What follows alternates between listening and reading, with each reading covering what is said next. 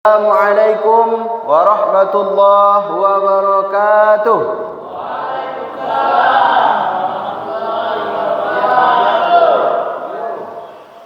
Alhamdulillah wassalatu wassalamu ala Rasulillah Sayyidina wa maulana Muhammad ibn Abdullah wa ala alihi wa man tabi'ahu wa mawalah. Rabbi shrah li sadri wa yassir li amri wahlul 'uqdatam min lisani yafqahu qawli. Amma ba'd.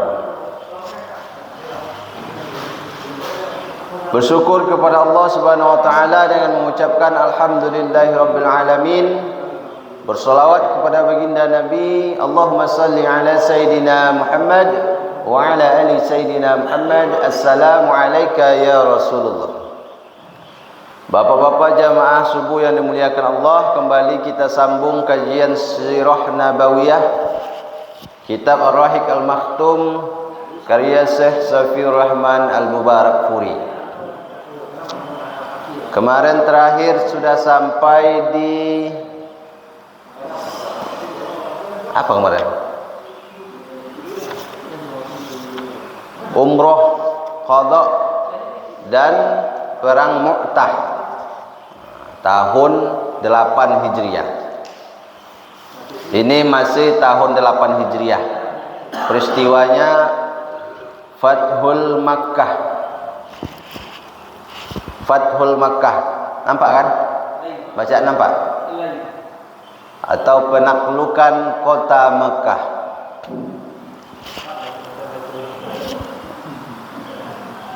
Sebab terjadinya Fathul Makkah. Penyebab terjadinya orang Quraisy bersama orang dari Bani Bakar. Jadi pada perjanjian Hudaybiyah tahun 6, orang Bani Bakar itu bergabung bersama suku Quraisy, bersekutu. Sementara Bani Khuza'ah bersekutu dengan Rasulullah, berkawan, memilih pihak dia. Jadi dalam perjanjian Hudaybiyah, kalau sudah bersekutu berarti termasuklah kelompok itu. Kalau melanggar berarti terhitung satu kelompok itu yang melanggar berarti. Misalnya Buya berkawan sama Mas Heri, Bang Heri. Buya yang bikin kesalahan, keduanya terhitung satu kelompok, satu CS. Nah itu.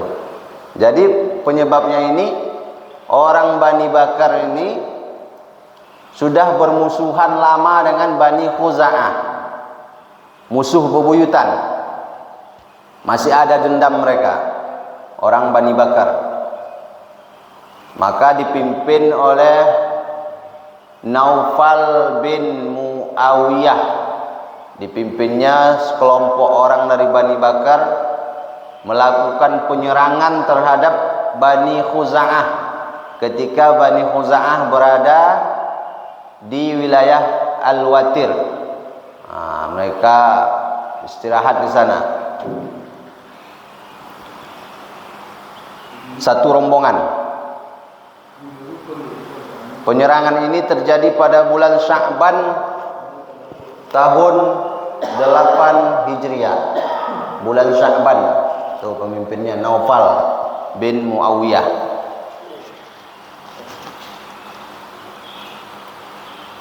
Mereka berhasil membunuh beberapa orang dari Bani Khuza'ah. Sampai lari mereka masuk ke tanah haram. Al-Watir ini sudah dekat dengan Makkah.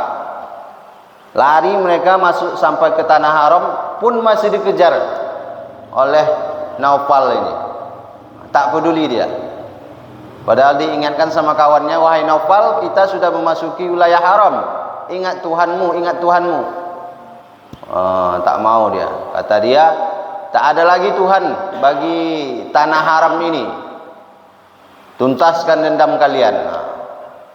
Hajar terus. Maka ada yang selamat dari rombongan ini. yaitu Amru bin Salim Al-Khuzai. Lari dia menuju Madinah, segera melapor kepada Nabi, mengadu kepada Nabi. Nah, ini isi perjanjian Hudaybiyah yang kemarin. Poin yang ketiga, siapapun boleh bersekutu, baik dengan Quraisy dan dengan pasukan Muslim, dengan Nabi. Nah, dan dihitung satu kelompok kalau sudah bersekutu. Kalau ada yang melanggar, berarti terhitung dilanggar oleh satu kelompok itu.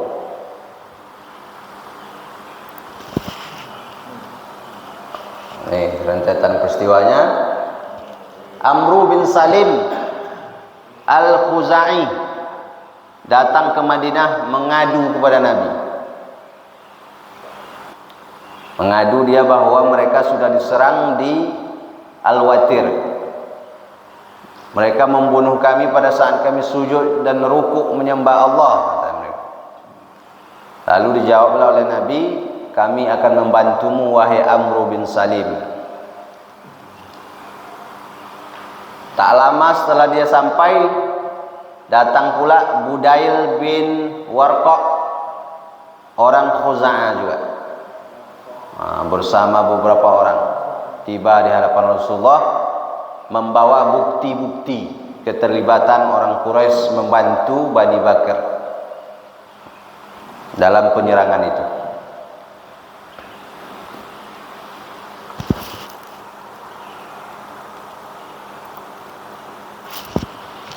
Maka Abu Sufyan mengetahui kejadian ini, langsung Abu Sufyan ini marah-marah di Makkah. Siapa ini yang melakukan ini, kata dia. Karena Abu Sufyan sudah ketakutan, berarti mereka sudah melanggar perjanjian. Karena Bani Bakar itu sekutu mereka. Dan ada juga orang Quraisy yang membantu dengan persenjataan. Mereka yang ngasih senjata. Jadi marah-marah Abu Sufyan. Diutuslah Abu Sufyan untuk datang ke Madinah menjumpai Nabi untuk memperbaharui perjanjian, untuk mengkonfirmasi bahwa kita tetap berdamai. Itu tujuannya. Sebelum datang Abu Sufyan ini, sebelum tiba dia di Madinah, Nabi sudah tahu kabarnya. Disampaikan Nabi kepada para sahabat, Abu Sufyan akan datang ke hadapan kalian untuk memperbaharui perjanjian. Bahkan dia akan meminta perpanjangan tempo masa gencatan senjata. Jadi Nabi sudah dapat kabar. Belum datang Abu Sufyan. Belum datang lagi Abu Sufyan ke Madinah, Nabi sudah mendapat kabar. Tahu Nabi.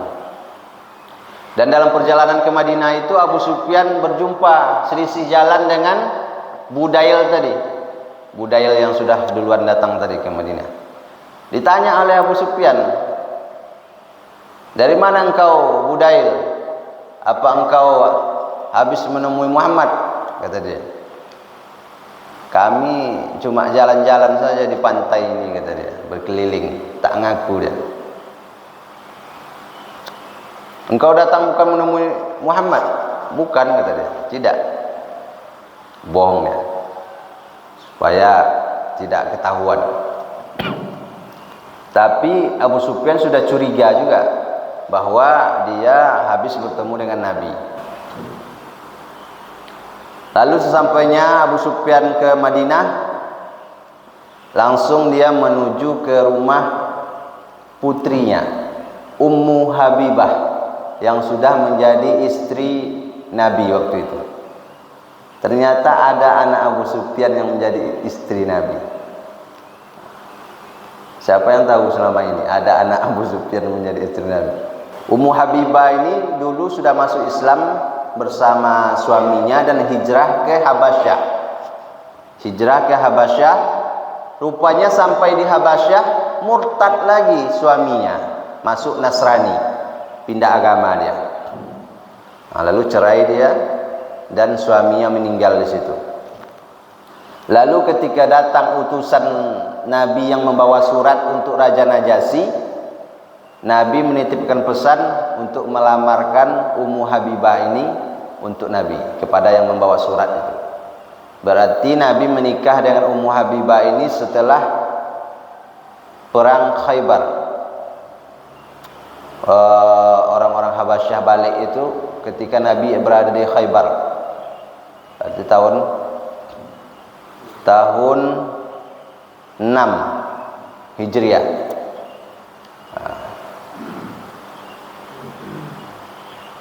Ummu Habibah, karena ada punya anak dia Habibah, maka dipanggil Ummu Habibah.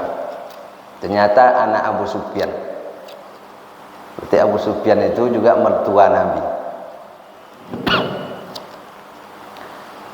Masuk dia ke rumah Ummu Habibah, duduk dia di tikar Rasulullah. Begitu dia duduk, ditarik oleh anaknya tadi, tikar tadi. Wahai putriku, kata dia, engkau lebih mencintai aku atau tikar ini? Engkau lebih mencintai tikar ini daripada ayahmu, kata dia. Kata Ummu Habibah, ini adalah tikar milik Rasulullah, sedang engkau adalah orang musyrik yang kotor. Kata dia. Berarti anak Abu Sufyan ini termasuk orang yang awal masuk Islam, karena ikut hijrah ke Habasyah.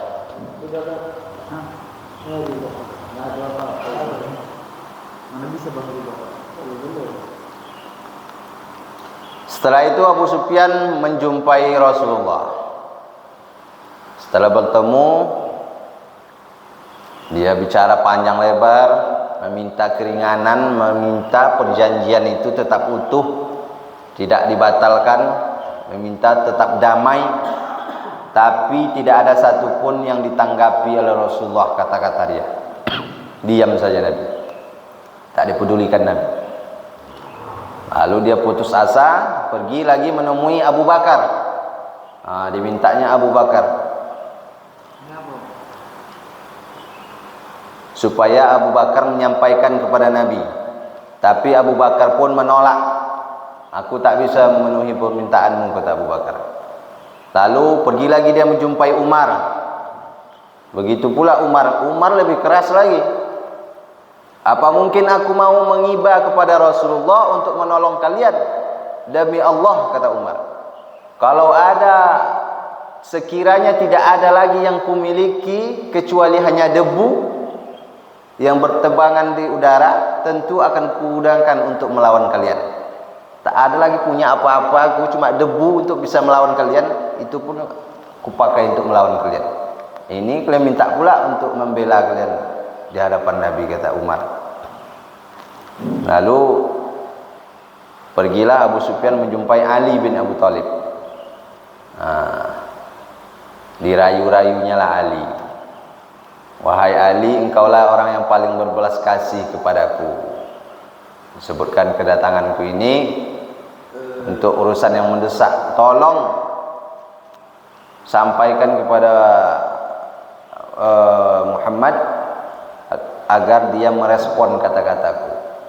Dibujuk-bujuknya Ali.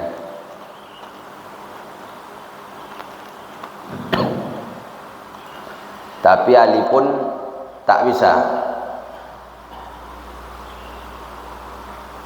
tak mau dia.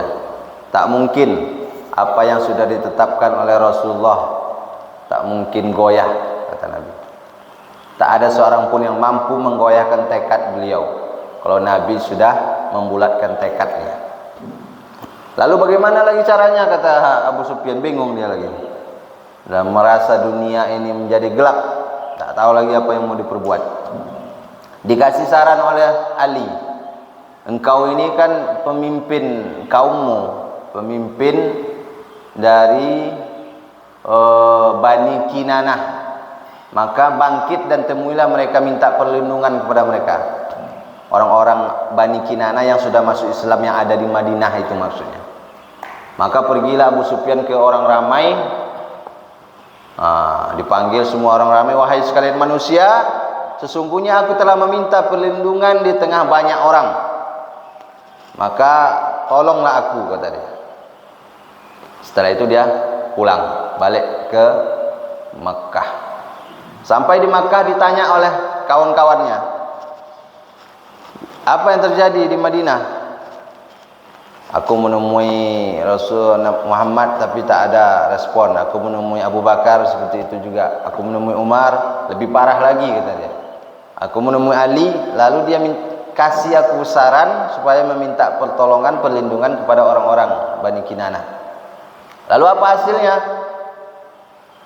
Apakah Muhammad menerimanya? Tidak juga kata dia, Abu Sufyan.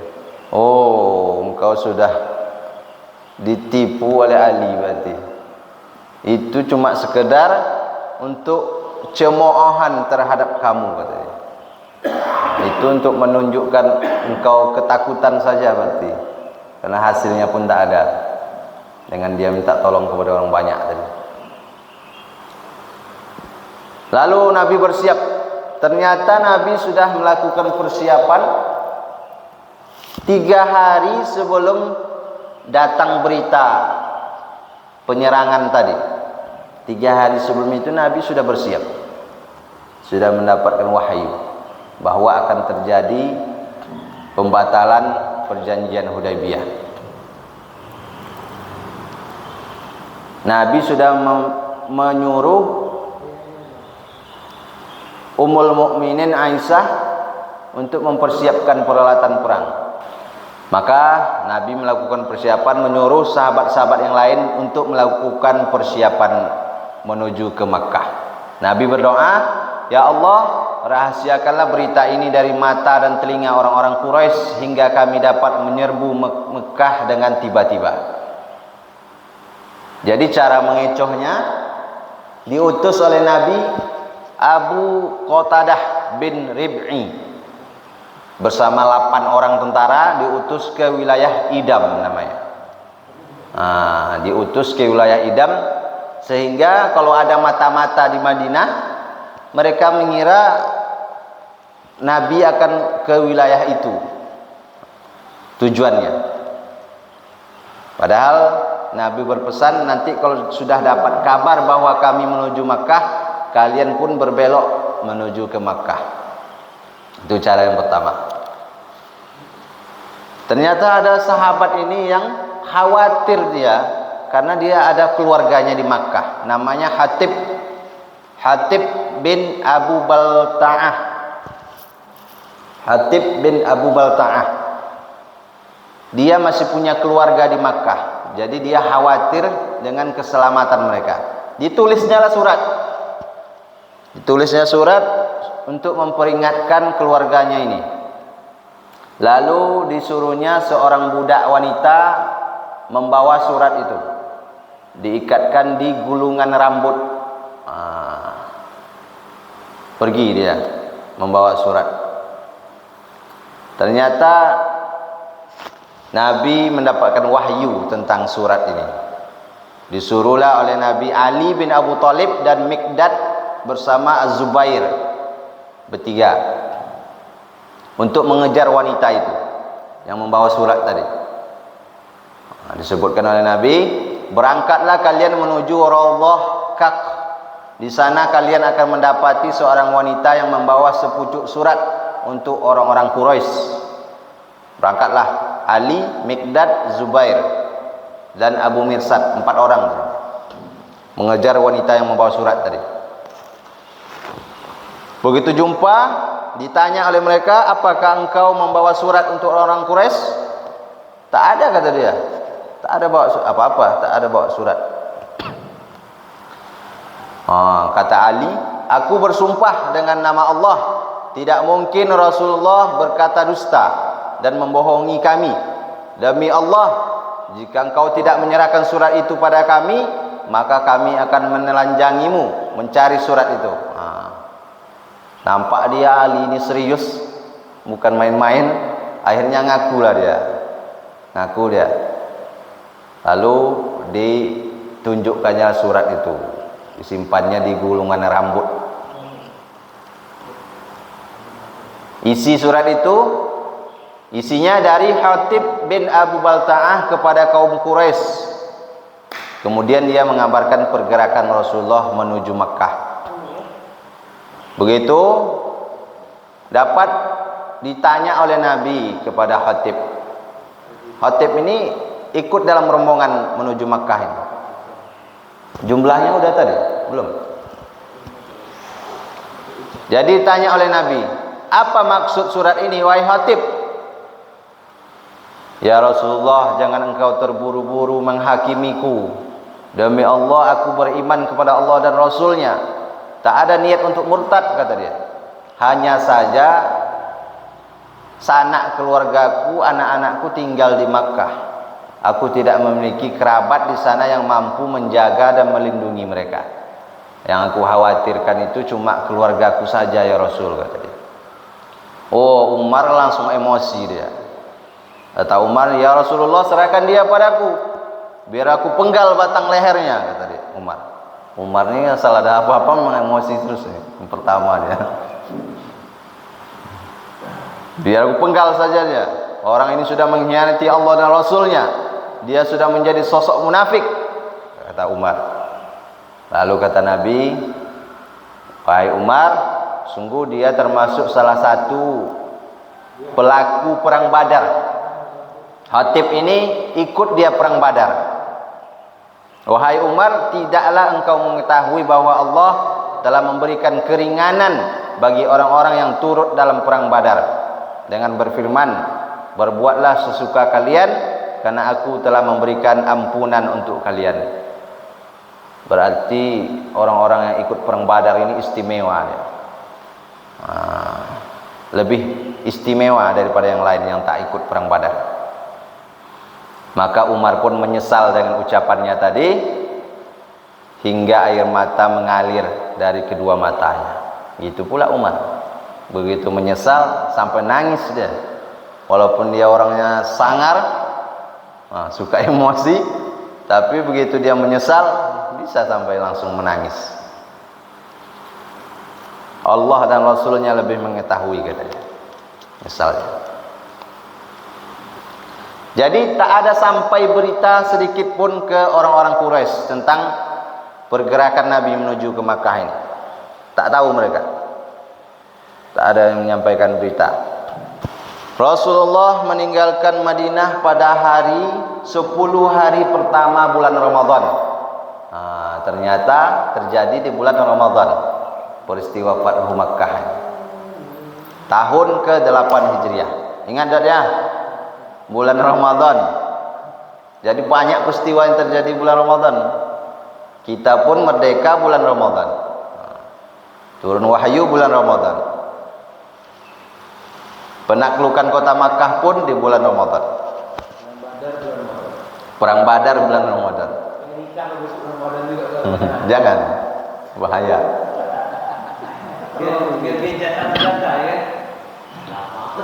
10 hari pertama bulan Ramadan tahun 8 Hijriah bersama 10.000 pasukan. 10.000, banyak 10.000 waktu itu, sama dengan jumlah yang ingin menyerang Madinah ketika perang Ahzab. Pasukan Quraisy bersama Yahudi 10.000.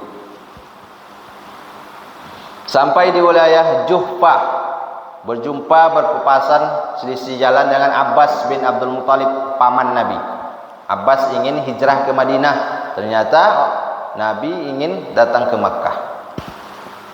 Maka Abbas ikut dengan rombongan itu menuju ke Makkah lagi.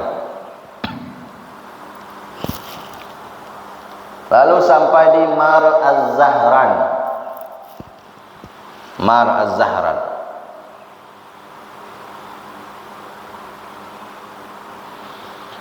Beliau sampai di sana pada waktu Isya dan menginap di situ. Suruh dirikan tenda, menginap di situ. Disuruh Nabi hidupkan obor sebanyak 10.000 obor hidup. Ternampak banyak, ramai. Mar Az-Zahran ini sudah dekat ke Makkah ini. Lalu ketika di Mar Az-Zahran ini, Abbas tadi, paman Nabi tadi, pergi dia membawa bighal Rasulullah. Bighal ini lebih besar dari keledai, lebih kecil dari kuda. Bigol berwarna putih. Pergi dia keluar, dia sebetulnya ingin memperingatkan orang Quraisy tentang kedatangan Nabi ini. Dicarinya orang yang bisa diutus, tapi tak ada jumpa, tak ada satupun. Dan dia berjumpa dengan Abu Sufyan malah. Abu Sufyan bersama Budail. Bincang-bincang itu kira-kira rombongan dari mana itu, banyak obornya nampak pasukannya. Mungkin orang-orang suku Khuza'ah yang ingin balas dendam, kata mereka. Tak tahu mereka. Sampai datang Abbas tadi, itu adalah Rasulullah bersama pasukannya, kata Abbas. Demi Allah amat buruklah orang-orang Quraisy. Maka diajaklah oleh Abbas Abu Sufyan ini menjumpai Nabi untuk memintakan jaminan keamanan. Kata Abbas, sekiranya beliau menemukanmu, maka beliau akan memenggal batang lehermu.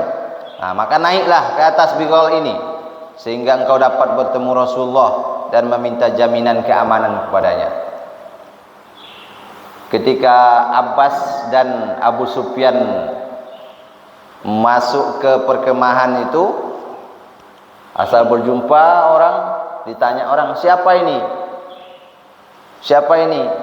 Begitu nampak bigol tadi yang dibawa itu, oh ini paman Nabi. Ada mereka yang kenal dengan Abu Sufyan, ada yang enggak. Begitu jumpa dengan Umar, barulah Umar tahu bahwa yang dibawa itu ternyata Abu Sufyan ternyata. Maka heboh lagi Umar. Umar kan biasa, semangat lagi dia. Ya Rasulullah, dia Abu Sufyan, berikan dia kepadaku untuk kupenggal batang lehernya. Kata Umar. Kata Abbas, wahai Rasulullah, aku telah memberikan jaminan keamanan kepadanya. Tapi Umar terus saja didesaknya terus supaya dapat izin untuk membunuh Abu Sufyan ini. Lalu naik juga emosi Abbas. Wahai Umar, tenanglah sedikit, kata dia. Santai dulu, santai. Tahan emosimu. Demi Allah, sekiranya yang menjadi pesakitan ini adalah orang dari Bani Adi, apa engkau tetap bersekukuh demikian, katanya. Bani Adi itu sukunya Umar bin Khattab. Kata Umar, wahai Abbas, engkaulah yang harusnya tenang. Demi Allah, keislamanmu jauh lebih aku cintai ketimbang keislaman ayahku sendiri. Karena Rasulullah lebih senang dengan keislamanmu. Maka akhirnya Nabi suruh, bawa lagi Abu Sufyan, besok jumpai lagi aku, kata Nabi. Siangnya. Lalu siangnya datang lagi Abu Sufyan bersama Abbas. Disuruhlah oleh Abbas supaya Abu Sufyan ini masuk Islam. Kata Abu Sufyan,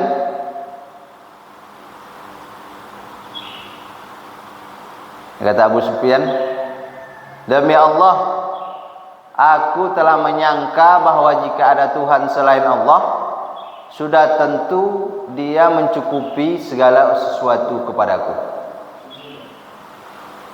Alangkah celakanya dirimu, kata Nabi. Wahai Abu Sufyan, apakah belum masanya bagi engkau untuk mengerti bahwa sesungguhnya tidak ada Tuhan yang berhak disembah selain Allah? Jawab Abu Sufyan, saat ini hatiku masih belum bisa menerima sepenuhnya. Masih ragu-ragu dia. Marahlah Abbas tadi. Celaka engkau Abu Sufyan, masuklah agama Islam. Bersaksilah bahwa tiada Tuhan yang berhak disembah kecuali Allah, dan Muhammad adalah utusan Allah. Engkau sudah kujamin ini, kata Abbas. Maka masuk Islamlah, kata dia. Dan akhirnya Abu Sufyan masuk Islam di situ. Itulah Abu Sufyan masuk Islam. Bersaksi dia, bersyahadat.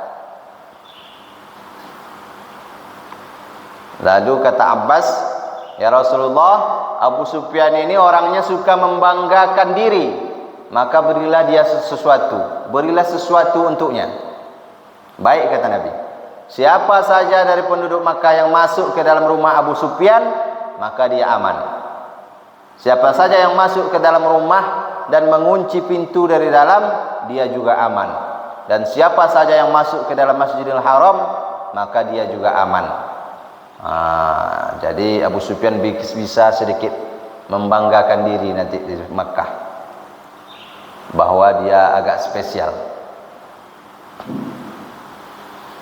Jadi Nabi berangkat dari situ, dari Az-Zahran ini, Mar Az-Zahran, Selasa pagi tanggal 17 Ramadan.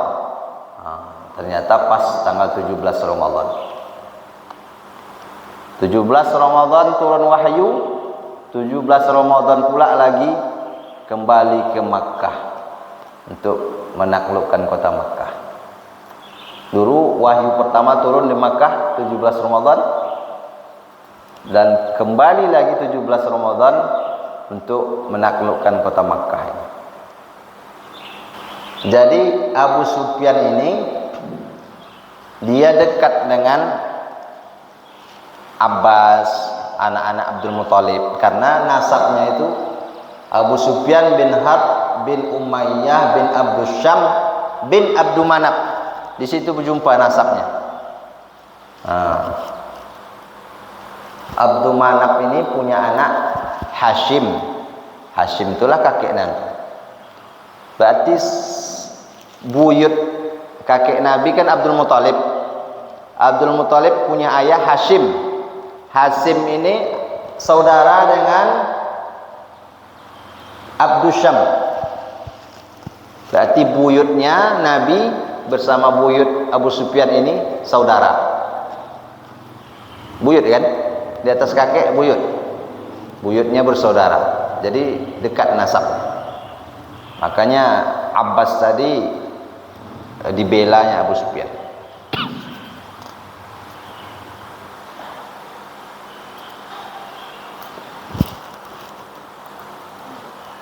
Selasa pagi 17 Ramadan. Awalnya panji pasukan dibawa oleh Sa'ad bin Ubadah.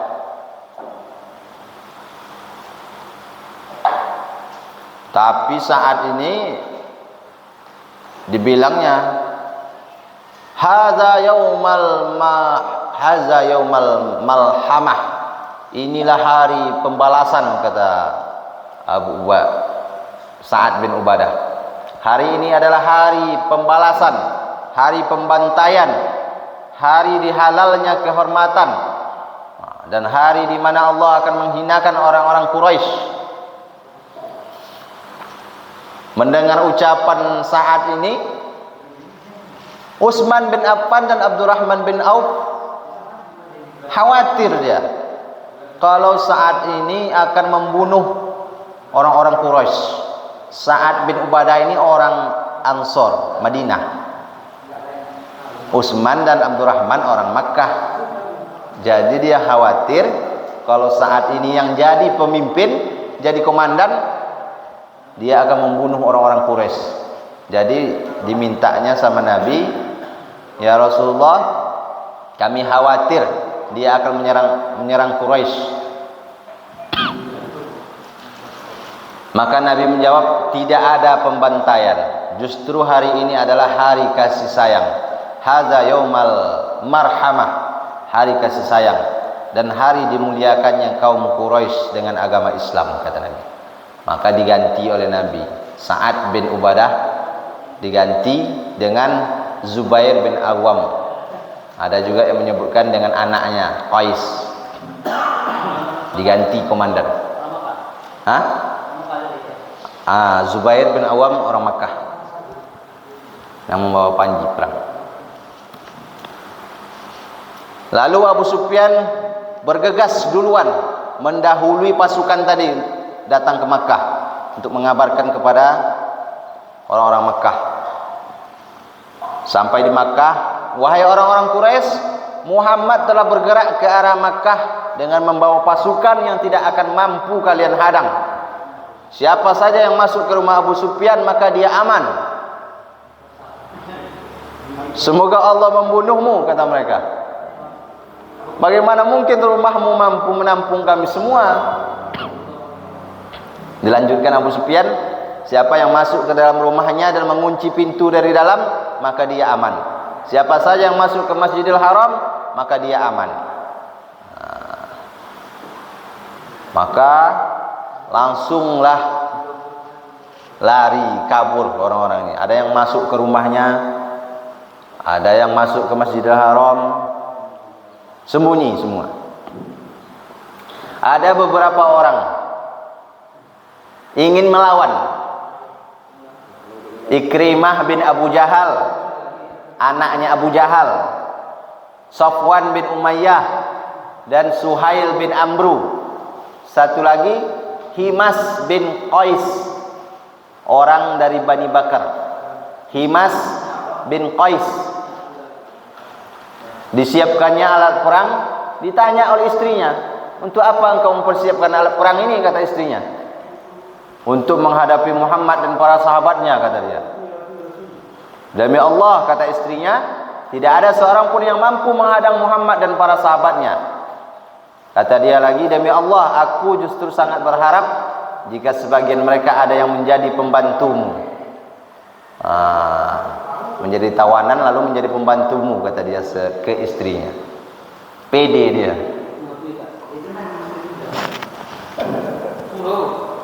Jadi 4 orang tadi yang memimpin perlawanan.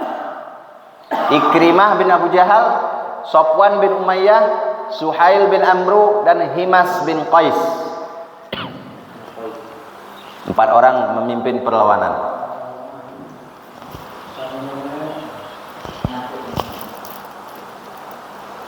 Lalu Nabi membagi pasukan. Jadi masuk ke Makkah itu bukan dari satu jalur saja. Ini ada 4 atau 3 jalur masuk ke Makkah. Khalid bin Walid dari dataran rendah. Nih, panah pertama sebelah sini.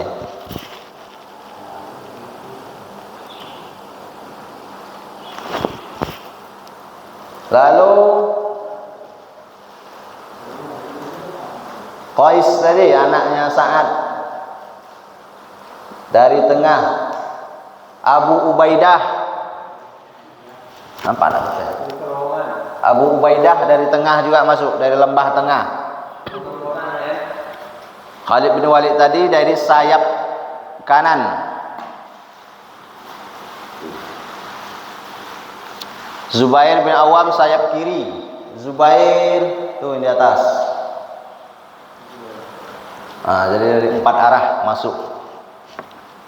Jadi kalau ada pun pasukan yang ingin menghadang, tak bisa juga. Dari mana mau dihadang? Jadi bagi 4 pasukan, 4 pintu masuk.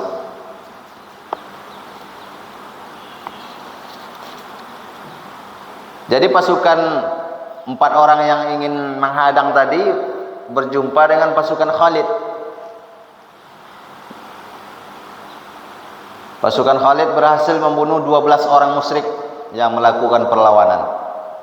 Sisanya lari, termasuklah Ikrimah, Suhail, Safwan, dan satu tadi siapa nama? Himas tadi. Himas yang sok-sok tadi.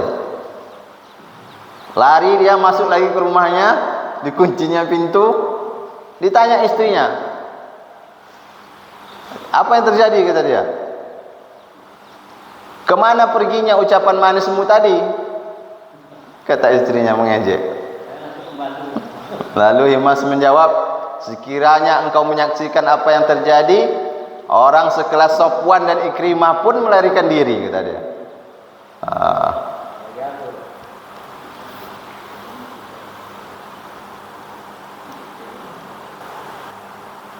Nah, maka Nabi masuk ke Makkah. Begitu masuk, langsung Nabi menuju ke Ka'bah, menuju ke Hajar Aswad. Setelah disentuh oleh Nabi Hajar Aswad, lalu Nabi bertawaf mengelilingi Ka'bah, membawa busur dan di atas onta. kendaraan, karena beliau tidak berniat ihram, cuma bertawaf saja. Jadi bertawaf sambil menghancurkan berhala-berhala yang ada di sekitar. Di sekitar Ka'bah itu saja 360 patung berhala dalam Masjidil Haram. Itulah banyaknya, 360. Sambil membaca ayat Quran surah Isra ayat 81, yang benar telah datang dan yang batil telah lenyap, sungguh yang batil itu pasti lenyap. Itu dibaca lagi. Setelah tawaf, dipanggillah Utsman bin Tolha yang memegang kunci Ka'bah, disuruh buka Ka'bah. Nabi masuk ke dalam. Di dalam Ka'bah Nabi lihat ada lukisan Nabi Ibrahim dan Ismail sedang mengundi apa? Anak panah. Dibuat orang tuh lukisan Nabi Ibrahim dan Nabi Ismail. Maka Nabi menyingkirkan semua, menghancurkan semua, bersihkan Nabi dalam Ka'bah itu, lalu Nabi sholat di dalam Ka'bah.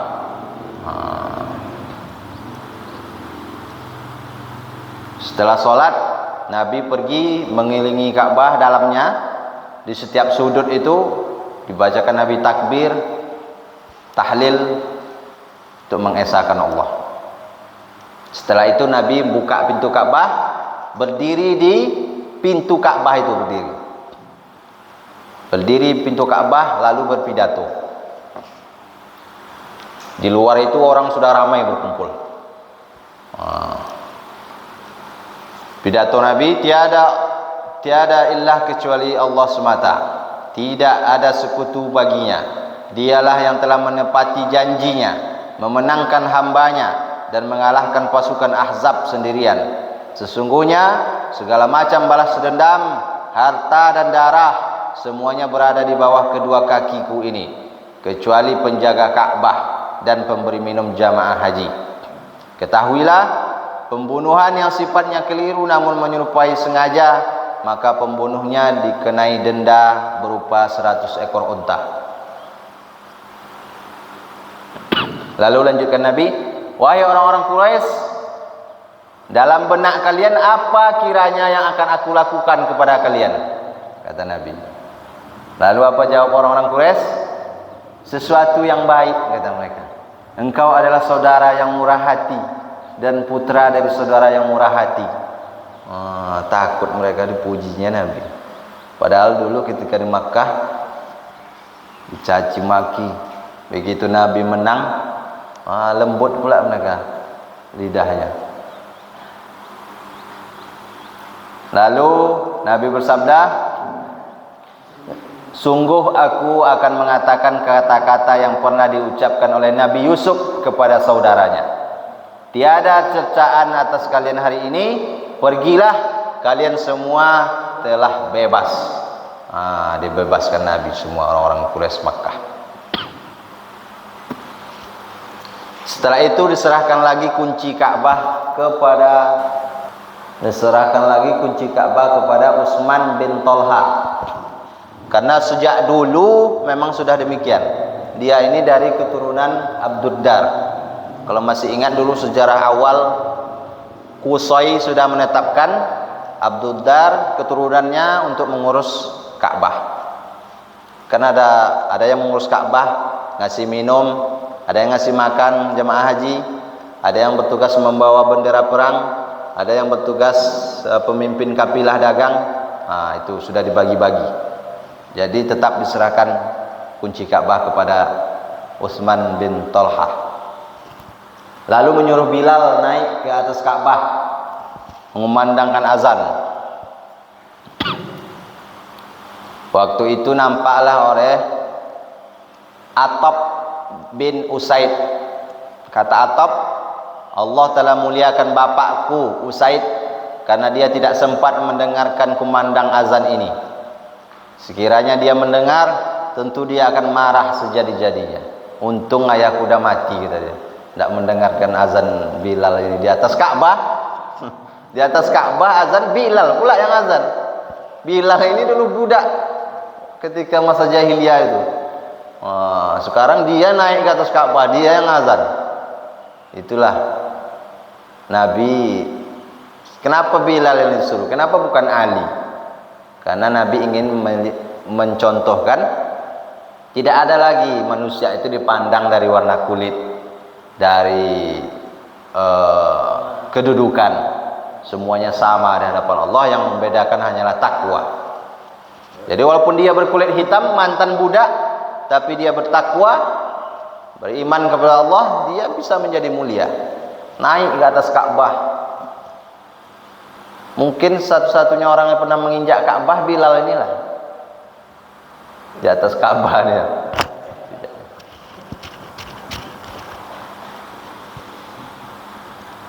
Jadi tak ada lagi pandang suku, pandang warna kulit, pandang keturunan. Sejak Islam itu datang. Setelah itu Nabi pergi ke rumah Ummu Hani binti Abu Thalib, saudara Ali bin Abu Thalib. Berarti masih sepupu Nabi. Ummu Hani namanya. Mandi Nabi situ, bersuci, lalu sholat 8 rakaat.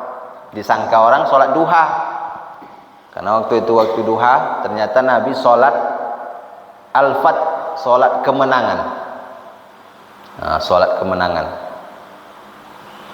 berarti ada sholat kemenangan. Kalau menang kita nanti sholat sunat, sholat al-fat namanya. Pokoknya menang apa saja lah, entah menang pemilu, ya kan? Entah menang apa. Ya, ada juga yang mengatakan sholat syukur. Sholat syukur. Entah Buya nanti dia mau nyalek menang.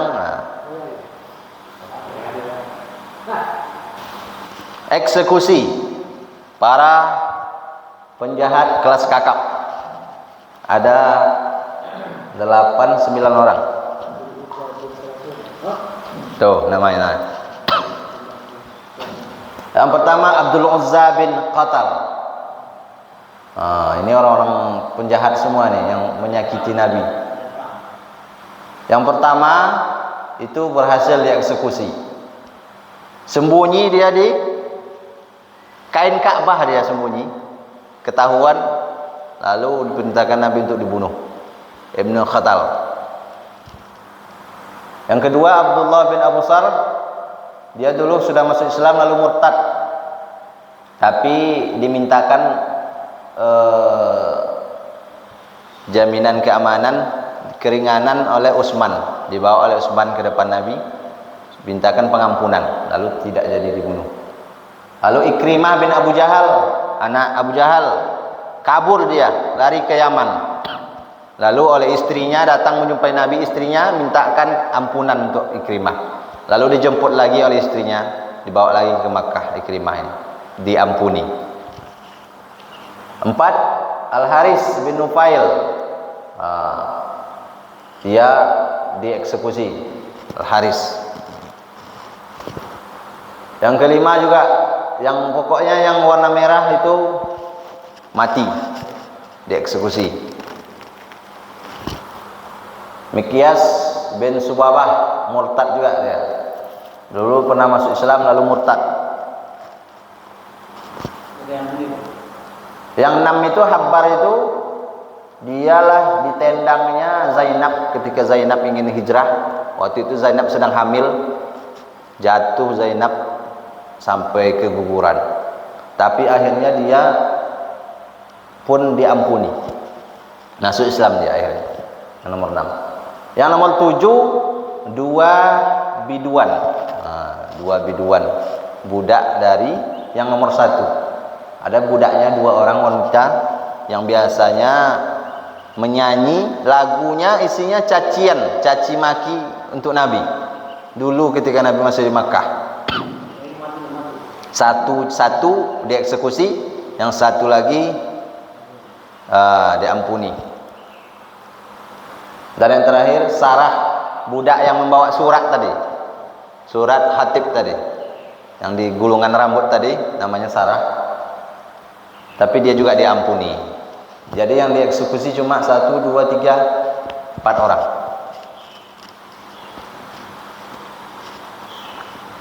Kejam atau enggak kira-kira? Kalau kita sekarang, enggak, eksekusi ini kira-kira kejam.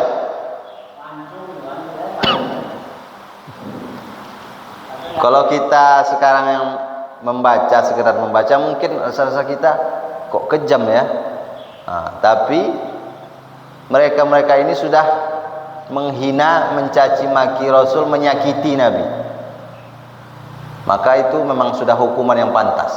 Makanya kalau ada hari ini orang yang menghina Nabi, melecehkan, mencaci maki, maka halal darahnya. Macam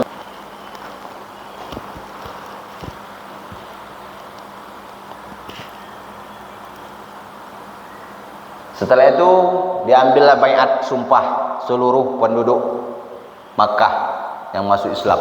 Ini isinya baiat. Sebelumnya laki-laki, semua laki-laki baiat di Bukit Sofa. Nabi di Bukit Sofa. Nabi di atas, Umar di bawah sebagai perpanjangan lidah Nabi. Umar yang menyampaikan, tidak menyekutukan Allah, tidak mencuri, tidak berzina, tidak membunuh anak-anak, tidak membuat kedustaan, dan tidak mendurhakai perkara yang ma'ruf. Ketika jangan mencuri, berkomentarlah Hindun istri Abu Sufyan. Abu Sufyan ini orangnya kikir, kata dia, pelit. Jadi aku pernah mengambil uang Abu Sufyan ini untuk belanja, apakah itu boleh, kata Hindun. Rupanya Abu Sufyan ini pelit orangnya. Pelit sama istrinya sendiri pelit. Jadi kalau ada hari ini orang yang pelit, ya sama Abu Sufyan.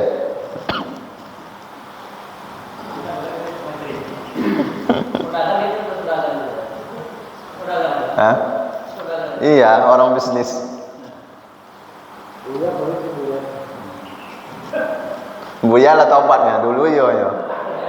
Dulunya macam Abu Sufyan, tapi setelah hijrah masuk Islam udah berubah dia. Sifat Abu Sufyan juga tuh Buya rupanya.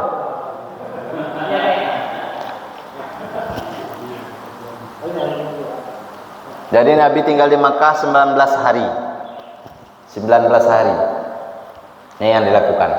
Memperbaharui rambu-rambu Islam, mendakwahkan Islam, memperbaharui batas tanah haram, mengirim tim khusus untuk berdakwah, menghancurkan berhala-berhala. Khalid bin Walid diutus menghancurkan patung Uzza. Itu patung yang paling besar. Patung Uzza. Lata udah hancur. Lalu patung Suwa, ada juga patung Suwa. Patung Manat. Itu yang besar-besar tuh. Di luar Makkah itu letaknya. Di perbatasan-perbatasan. Uzza, Manat. Patung-patung yang pertama dulu kali masuk ke Makkah. Nah, itulah. Menghancurkan semua, membersihkan semua kota Makkah dari patung-patung berhala sampai tak ada tersisa satupun. Maka selesailah kemenangan bagi kaum muslimin. Ada pertanyaan? Apa Pak? Jadi Hindun itu ikut masuk Islam. Oh ya, Hindun akhirnya masuk Islam. Setelah Abu Sufyan lebih dulu masuk Islam, lalu dibujuk oleh Abu Sufyan Hindun ini supaya masuk Islam juga. Ya. Apa istrinya? Masuk Islam dia. Setelah baiat itu pulang ke rumah, dihancurkan semua berhala yang ada di rumahnya. Dan akhirnya Abu Sufyan dan Hindun ini jadi setelah masuk Islam baik dia. Ada yang menyebutkan Abu Sufyan ini semenjak masuk Islam tidak pernah melakukan kesalahan. Memang betul-betul taubat nasuha dia setelah masuk Islam. Itu juga Hindun. Padahal Hindun inilah yang menyuruh membunuh paman Nabi Hamzah yang mengupahkan Wahsy. Wahsy pun masuk Islam. Dijamin oleh Bilal. dibawa menjumpai Nabi supaya Wahsy. Tapi Wahsy ini sudah takut juga dia, mau kabur dia, lari, takut dia karena dialah yang membunuh paman Nabi Hamzah. Oh, dan setelah dijamin oleh Bilal masuk Islam dia. Tapi kata Nabi, kalau bisa Wahsy jangan sering-sering nampak olehku, kata Nabi sama Wahsy.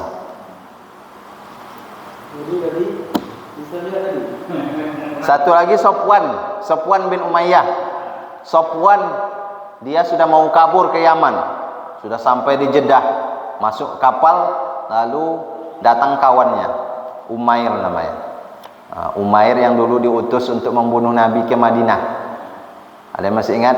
Dia berbincang berdua, disuruhnya Umair datang ke Madinah membunuh Nabi. Ternyata Umair masuk Islam. Marah dia. Umair inilah yang menjemput dia, membawa ke hadapan Nabi. Ikrimah masuk Islam tadi. Lari dia ke Yaman, lalu dijamin oleh istrinya. Akhirnya masuk Islam juga.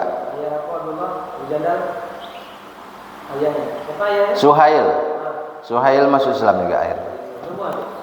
Yang masih hidup pokoknya ketika Fathu Makkah itu masuk Islam. Nah, ada yang tanya, Dodi mau sarapan aja dia pikirannya. Ada istri zaman dulu ya. Jadi itulah puncak kemenangan agama Islam itu setelah pembebasan kota Makkah.